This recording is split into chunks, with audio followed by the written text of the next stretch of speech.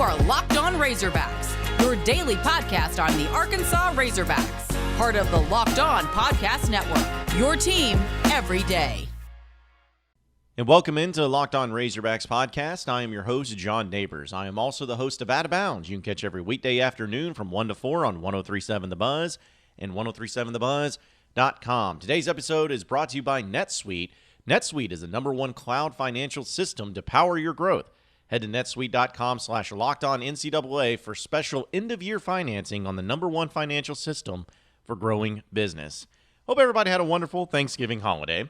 It's been a while since we've been able to meet, but hey, having to take a few days off, just like a lot of you did when it comes to the podcast, it was enjoyable.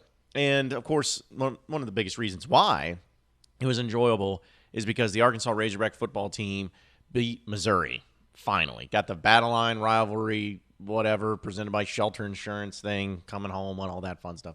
We'll talk about the actual game in the next segment. All right, we'll get to the breakdowns and some reactions there. But I feel like I have to start with Arkansas finishing this football season 8-4. 4-4 in SEC play. Before the season started, if I would have said, which I did, and or at least said best case scenario, Arkansas goes 8-4 this year, I remember so many people were ripping me for it. Calling me a homer, calling me biased, calling me all these things. But I just felt like there was a good opportunity there. Now, would I have expected it to go the way that it did? Maybe not. But the Razorback football team went 8-4 this year. And there is not a single Razorback fan out there right now that is unhappy, that is unsatisfied. And some may say that that's kind of pathetic. How could you be that happy over an 8-4 year, a third-place finish in the SEC West? Because, folks, we as Razorback fans know exactly where we came from. And what Sam Pittman has been able to do in just the second year of his tenure here with the Razorbacks has been nothing short of awesome. I try to put everything into perspective the best I can, and sometimes it's easier said than done. But I'm just looking and enjoying what I'm watching and what I'm seeing right now. I'm enjoying the ride that Arkansas has been on this year. Going from week to week, times where they were favored, times where they weren't, times when people didn't give them a chance to win and they ended up winning, times where they struggled, but times where they fought back, times where they had to have the game on the line and they made plays offensively, made big field goals, made big defensive stops, whatever it is. That's what this year was about, as a team that didn't just get lucky, that didn't just get a lot of calls, that didn't just play a lot of terrible, bad teams.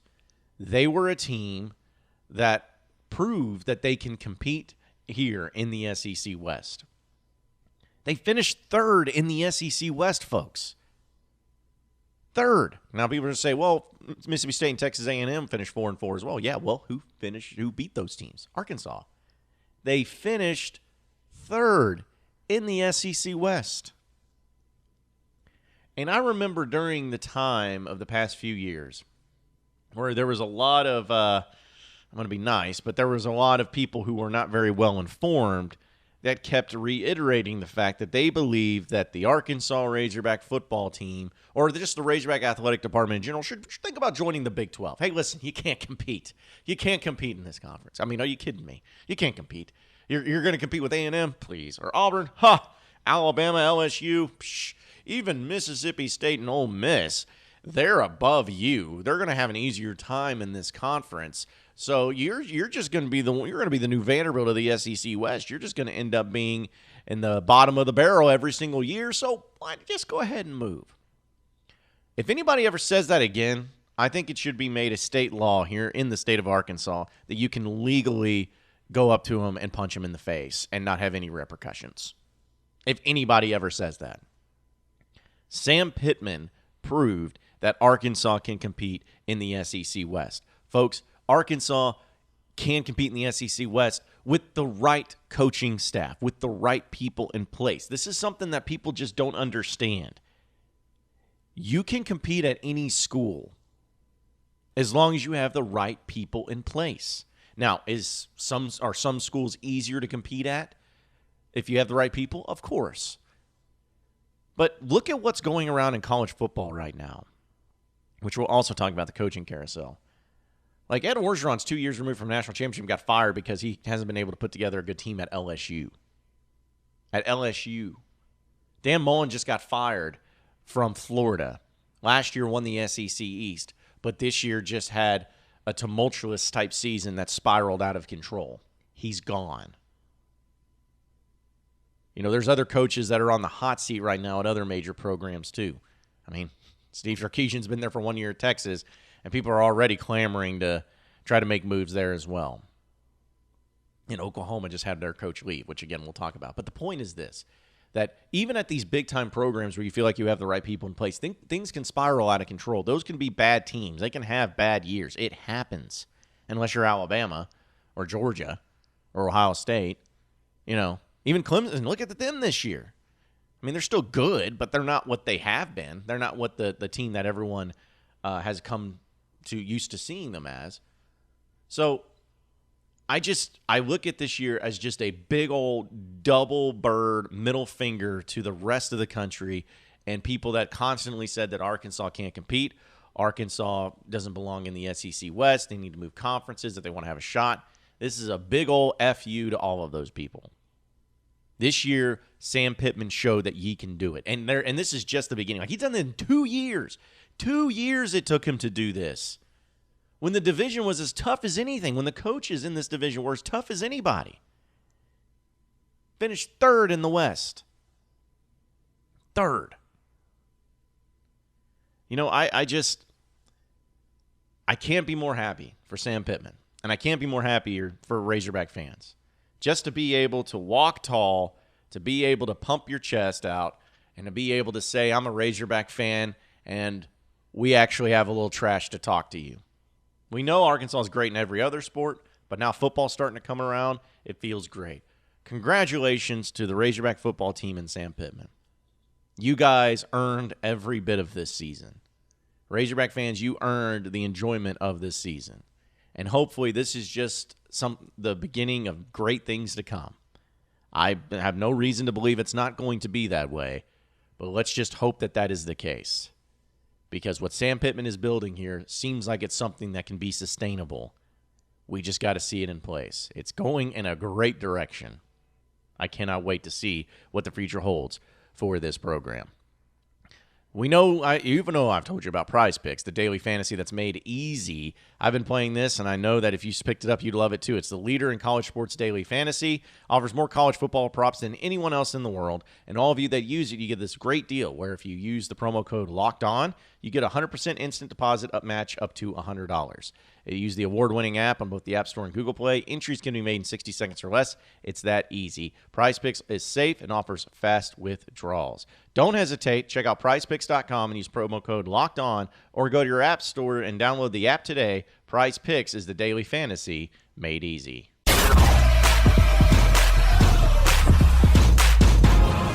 You are Locked On Razorbacks, your daily Arkansas Razorbacks podcast. All right, so let's talk about Arkansas's victory over the Missouri Tigers, 34-17. And honestly, it was all about the second half for the Razorbacks. They're just a better team in the second half. Let's just be honest. They've been that way pretty much all season long, and this was no different as they were able to come alive and score 24 points in the second half after having a 10-6 lead heading into halftime. And honestly, you know, there wasn't like one player offensively that just blew it up. Like, if you think about it, the rushing attack for Arkansas, which has really been what they've known for, KJ Jefferson was the leading rusher with 58 yards, and then the next rusher was 37 yards for Traylon Smith. So Rocket Sanders only had 21 yards. Dominic Johnson had 19 yards. The rushing attack wasn't getting it going, but for Arkansas, it was mainly about their defense, and it was about KJ Jefferson. KJ goes 15 of 19 for 262 yards and a touchdown while also leading the team in rushing. Oh, and a guy named Traylon Burks. How can we forget that guy? He's pretty good. 7 catches for him, 129 yards, and a touchdown for him as well. But yet, he can't be in the Blintikoff Award semifinalists. Who would have guessed? So, but Arkansas's defense really put the clamps down and didn't really allow Missouri to get anything going They only had one actual touchdown in this game. The rest were field goals, and a couple of them were like when Traylon Smith fumbled, they got a field goal out of that. So Missouri just really had no chance in this. Even though Tyler Beatty, their running back, goes for over 200 yards rushing, 41 carries for 219 yards and a touchdown. Great game out of him. But Connor Bazelak was trash, 10 of 26 for 65 yards and an interception. He didn't get anything going in the passing game. And, of course, Bumper Pool, Hayden Henry get 13 and 10 tackles respectively. Miles Slusher with 10 tackles. So he had a big game at that safety position as well. And you could just tell that this team really, really wanted it for Barry Odom. They really wanted him to get this victory on the defense. And, in fact, they even gave him the game ball after the game to signify that how much they appreciate him and what he's been doing with the defense. So it was just overall a solid performance, and it was just nice to finally get that monkey off your back. You got all 3 trophies now in your practice facility with the Southwest Classic Trophy and the Battle of the Golden Boot Trophy, and now the Battle Line Rivalry Trophy. And I know Sam Pittman really put an emphasis on that. And also Arkansas, in the month of November, played their best football. It wasn't always the cleanest, but it was the best. If you think about it, they were able to beat Mississippi State, able to beat LSU, and then able to compete about as well as you possibly can against Alabama on the road, and then you're able to beat Missouri to end the season. You can't really have anything more than that when it comes to the performance that they had this month of November. That's when you want to be able to, again, play your best football. So what a great year. And Arkansas had a great capper against Missouri. And the fact that it's just so nice to beat them. And I don't want to turn this into, this is a rivalry because we hate Missouri or anything like that. No, I don't want to turn it into that. Neither should you.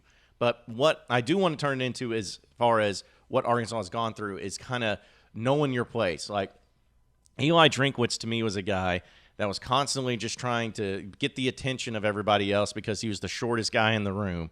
So he would just try to yell crazy things and all that, and just try to make a big deal out of it. It was just nice to shut him up, and it was nice to be able to against a Missouri program, which you are superior than Missouri.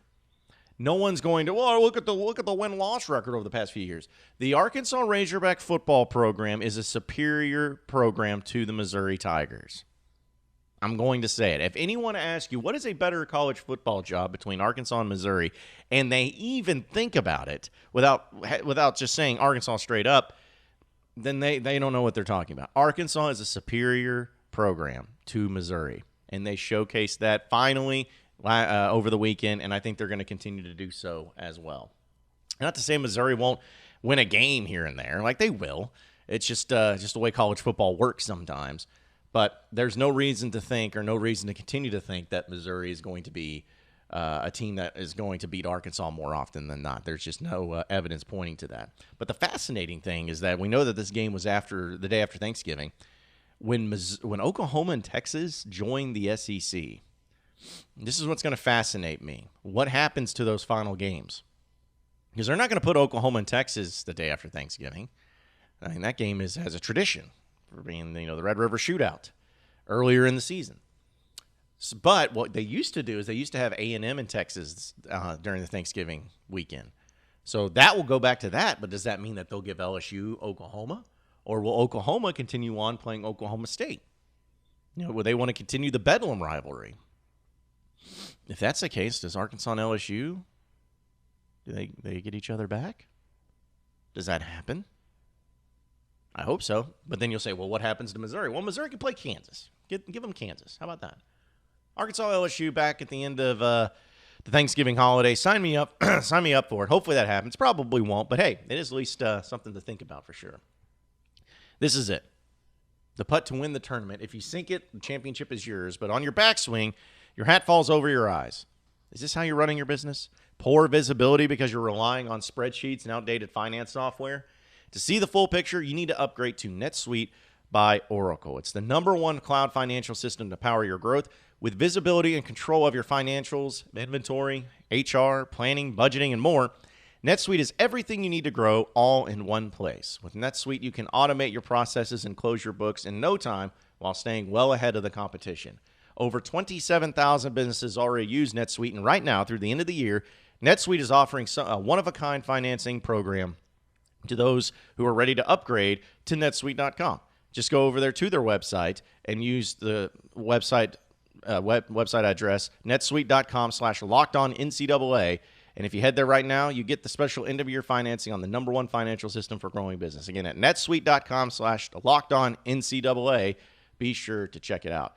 We're also brought to you by Built Bar. It's Cyber Monday, folks, and BuiltBar.com is the place to aim your mouse. Get at least 20% off everything that is delicious and healthy. That's 20% off site-wide, and even bigger discount on Built Boost, broth, and Built Swag. You can check out their new flavor for Cyber Monday, Caramel Almond Delight. Can't beat it. I use these things and I eat these things before I go to work every single day. It's nice and healthy. It tastes great. Gets me going for the day as well. Maybe you want to do some white chocolate. They have some great white chocolate cheesecake flavor as well. But go to BuiltBar.com and get the incredible tasting new bars at 20% off everything by heading over to Built.com. Enter in promo code LOCKED20 before it's too late.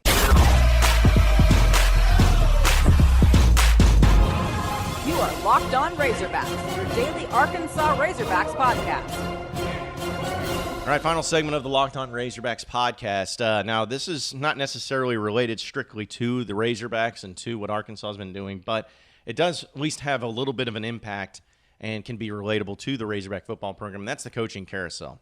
Like, it just went off the rails the past 2 days, which I love the coaching carousel. I don't know if anybody else does, but I love when there's just madness and rumors and speculation and flight tracking and all those things during the college football season. And it really got off to a bang as soon as rivalry week came to an end, with the biggest news, of course, being that Lincoln Riley, who's been the Oklahoma head coach for years now, has had big-time success, gotten to the college football playoff, won the Big 12.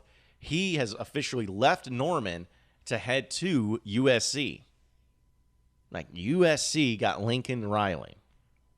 Now, I'm not one to believe that he'll just go over to USC and suddenly the Trojans will be back to what they have been or were under Pete Carroll. I think that there's still got to be some things that they go through, and obviously got to put some things together too. But still, I couldn't believe he left Oklahoma for USC. Part of me wants to believe that it had to do with the fact that Oklahoma's going to be joining the SEC. Don't know if that's ever going to be said one way or the other, but that's just at least what I believe.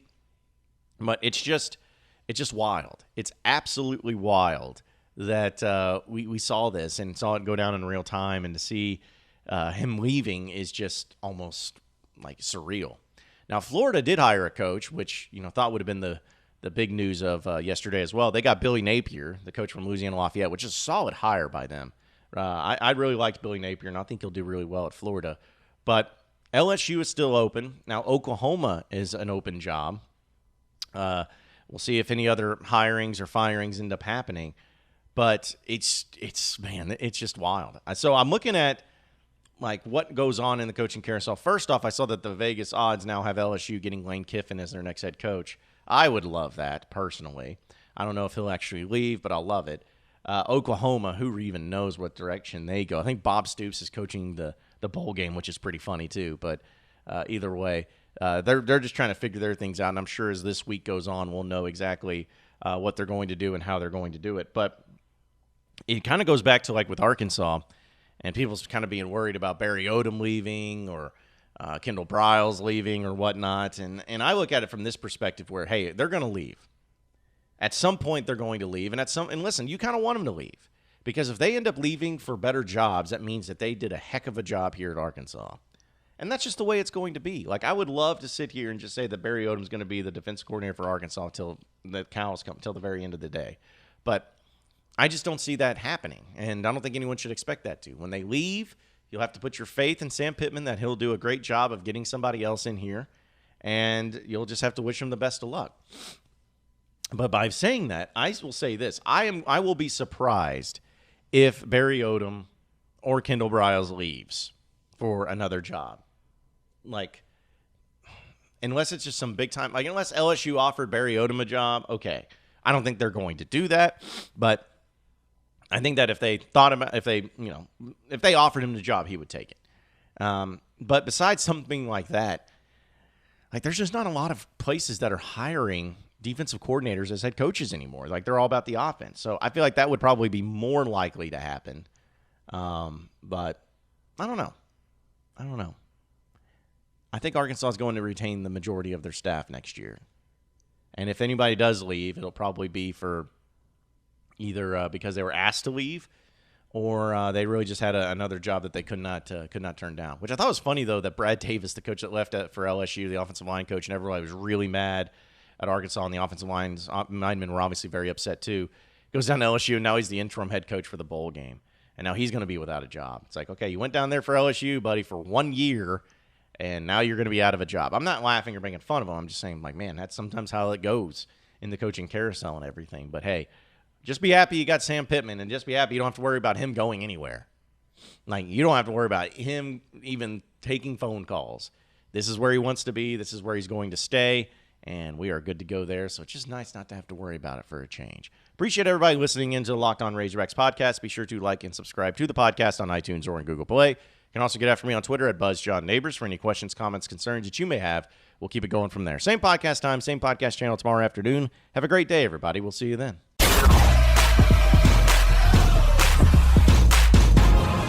You are Locked On Razorbacks, your daily Arkansas Razorbacks podcast.